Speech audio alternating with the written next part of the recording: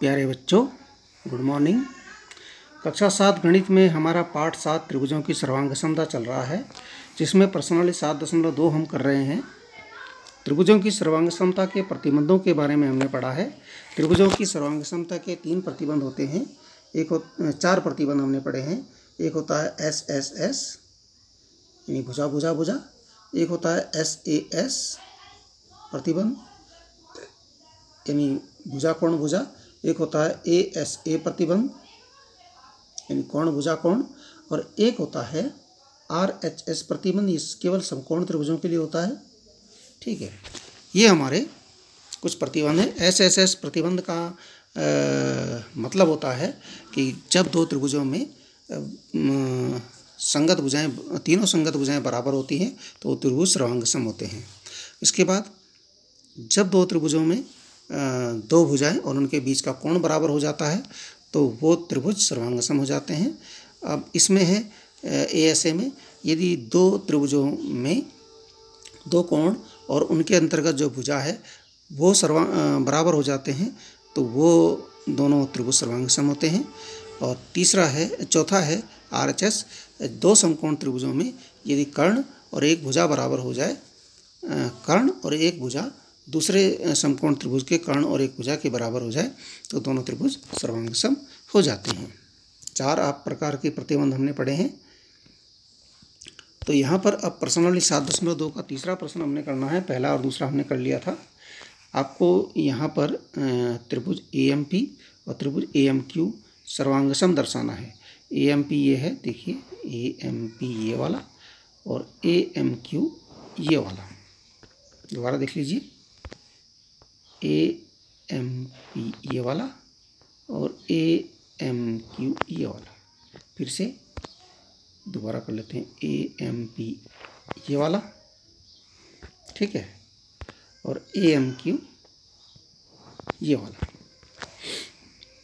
अब देखिए, निम्न चरणों को रिक्त कारणों को भरिए। देखिए यहाँ चित्र में दिया गया है सब कुछ।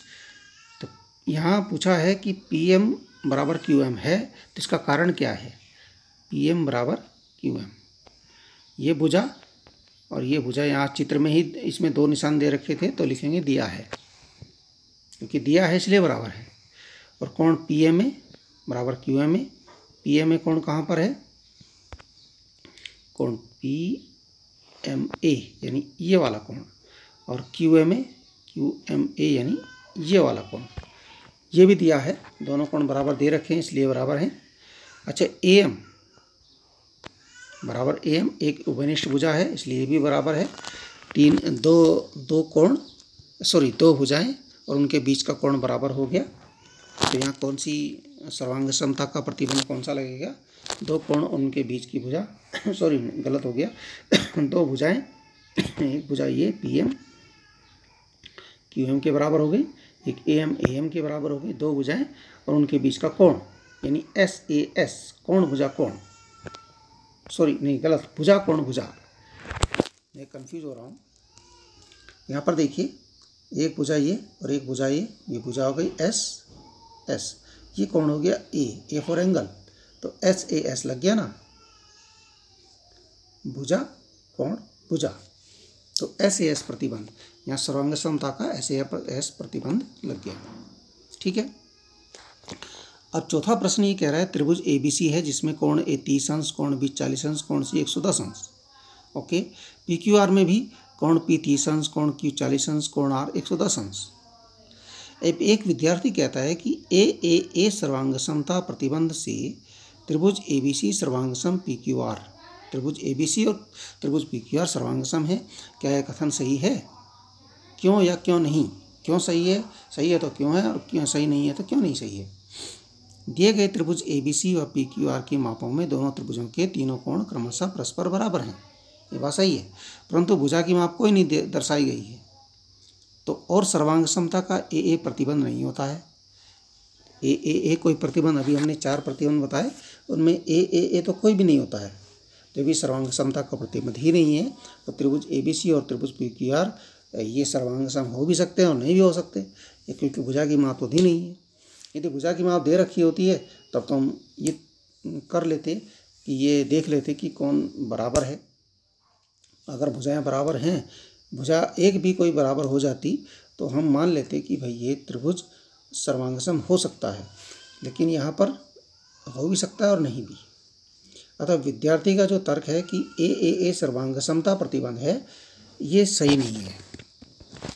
ठीक है। इसके बाद है प्रश्न नंबर 5। आकृति में दो त्रिभुज ART और OWN सर्वांगसम है।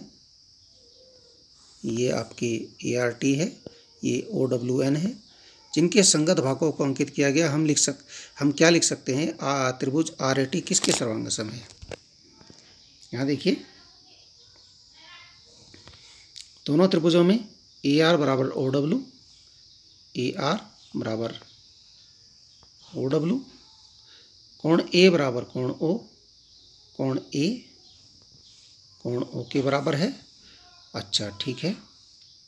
AT बराबर ON, AT बराबर ON।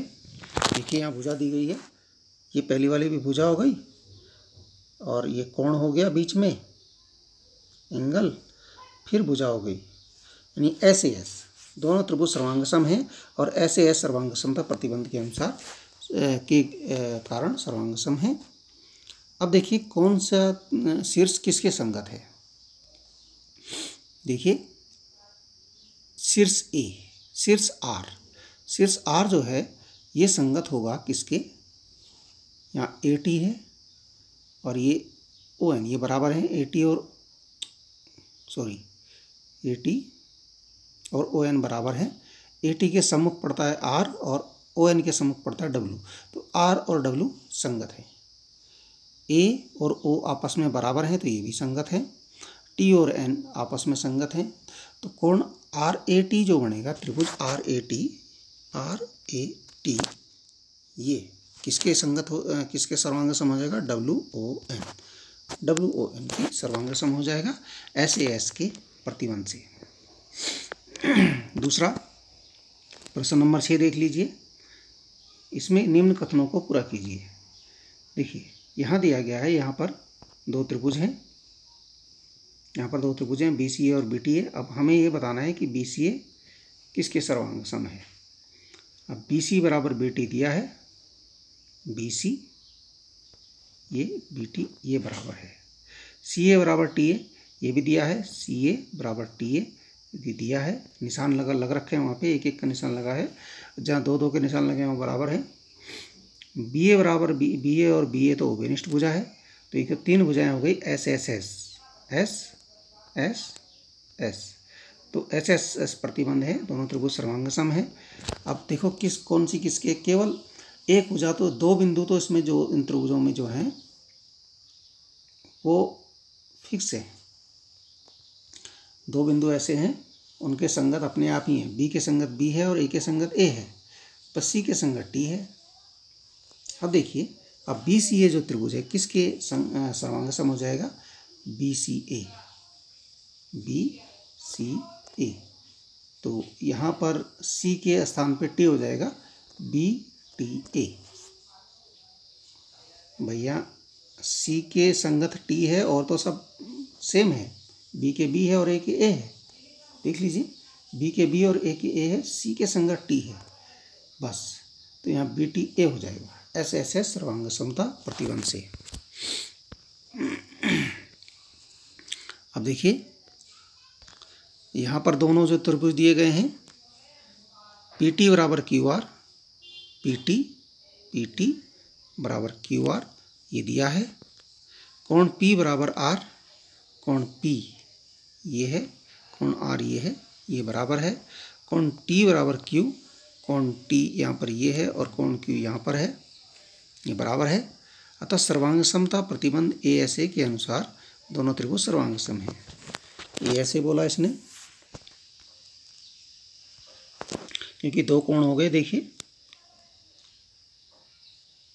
ये A हो गया, ये हो गया, ये S हो गया, तो दो कोण और एक त्रिभुज है, दो कोण और एक भुजा है, दो कोण और एक भुजा है। देखिए कैसे, अब ये कोण A हो गया, ये ए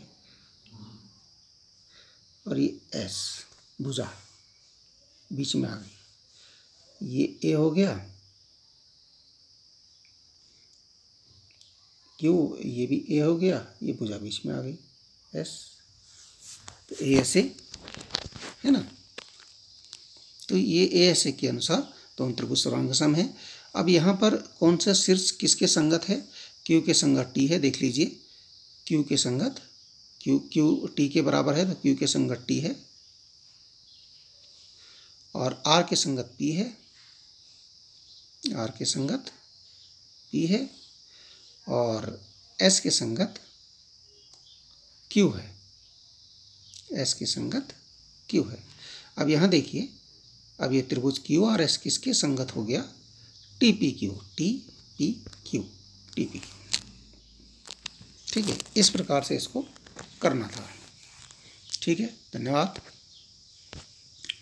काम पूरा कीजिए। समझ में आ गया होगा आप लोगों को।